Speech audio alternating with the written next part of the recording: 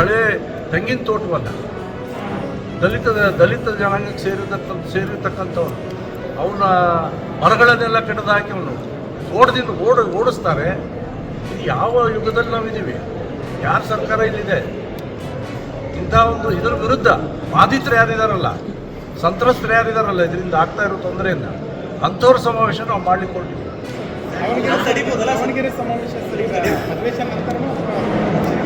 ಇದೆಲ್ಲ ಮುಗಿಬೇಕಲ್ಲ ನಮಗೆ. ಜನಜಾಗೃತಿಯನ್ನು ಅನೇಕ ಜಿಲ್ಲೆಗಳಿಗೆ ಹೋಗೋದಿದೆ, ಅಲ್ಲಿ ಆಗಿರ್ತಕ್ಕಂಥ ಎಲ್ಲ ಕಡೆ ಕರೀತಾ ಇದ್ದಾರೆ. ಅದೆಲ್ಲ ಮುಗಿದ ನಂತರ ಮುಂದಿನ ದಾವಣಗೆರೆ ತಡೆಯುವ ಪ್ರಯತ್ನ ಆಗ್ತದೆ ಸರ್. ಯಾಕಂದ್ರೆ ವಾಲ್ಮೀಕಿದು ನಿಮ್ದು ಪಾದಯಾತ್ರೆ ತಡೆಯುವಂಥದ್ದಾಯ್ತು. ನಾವು ಶುರು ಮಾಡಿಬಿಟ್ಟಿದ್ದೀವಲ್ಲ, ಇದೆಲ್ಲಿ ತಡೆಯೋಕ್ಕೂ ಸಾಧ್ಯ.